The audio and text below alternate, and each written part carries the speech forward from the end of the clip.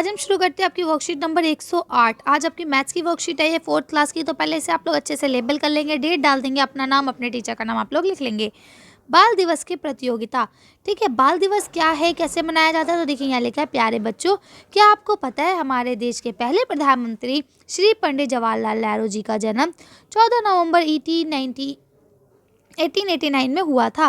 वे बच्चों से बहुत प्यार करते थे और सभी बच्चे उन्हें प्यार से चाचा नेहरू कहकर पुकारते थे। उनके जन्म दिवस को बाल दिवस के रूप में मनाया जाता है, ठीक है। क्योंकि वो बच्चों से प्यार करते थे, इसीलिए उनके जन्म दिवस को अब हम लोग बाल दिवस के रूप में मनाते हैं, यानी चिल्ड्रंस डे के रूप में, ठीक है।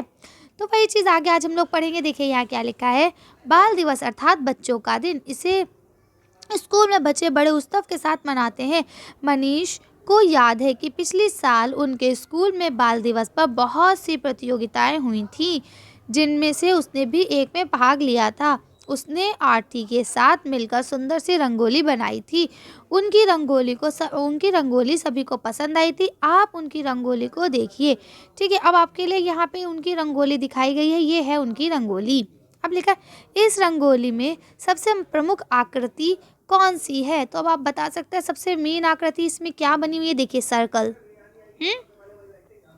तो मेन आकृति जो है इसमें वो सर्कल है। सर्कल के अंदर या सर्कल के बाहर डिज़ाइन बनाई गई है, ठीक है। मेन जो है वो सर्कल है, ठीक। इसके बाद अभी इन दोनों के आंसर हम एक साथ ही करेंगे, ठीक। यहाँ अगला लिखा है, क्या आपने कभी ऐसी कोई खेल खेला है जिसमें आपको ज़मीन पर घेरा बनाने की ज़रूरत पड़ी हो, या कुछ ऐसे खेलों के नाम सोच के लिखिए जिसमें हमें ज़मीन पर घेरा बनाना पड़ता है।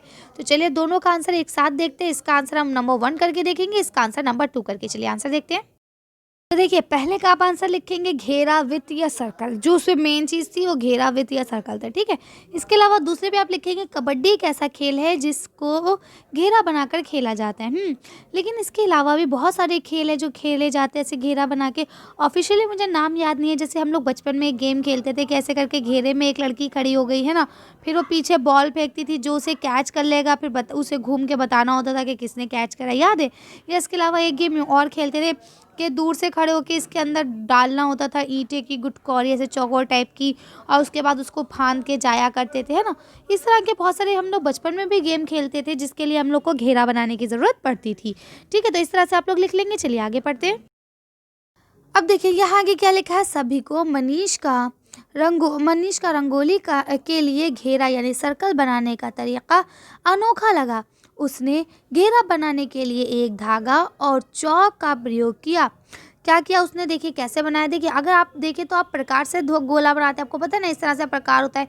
यहाँ पे हम उसमें पेंसिल को फंसाते हैं और उसके बाद ऐसे घुमाते हैं तो हमारा सर्कल बन जाता है बिल्कुल परफेक्ट। लेकिन वो तो सिर्फ आप कॉपी तक बना सकते हैं ना। अगर आपको ज़मीन पे बड़ा सर्कल बनाना हो तो आप उस तरीके से नहीं बना सकते। तो अब देखिए मनीष ने क्या काम करा, मनीष ने धागा और चौक लिया। तो देखते हैं उसने कैसे बनाया।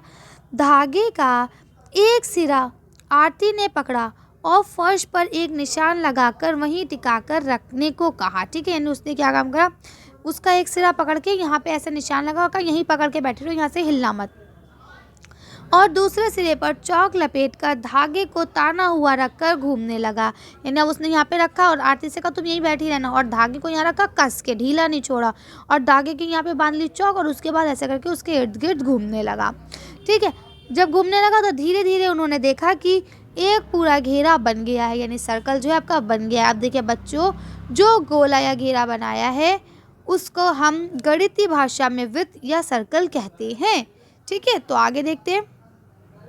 अब आप भी अपनी कॉपी पे एक घेरा या सर्कल या वृत्त जिसे भी कहते हैं बनाने की कोशिश करिए और केंद्र बिंदु दिखाइए।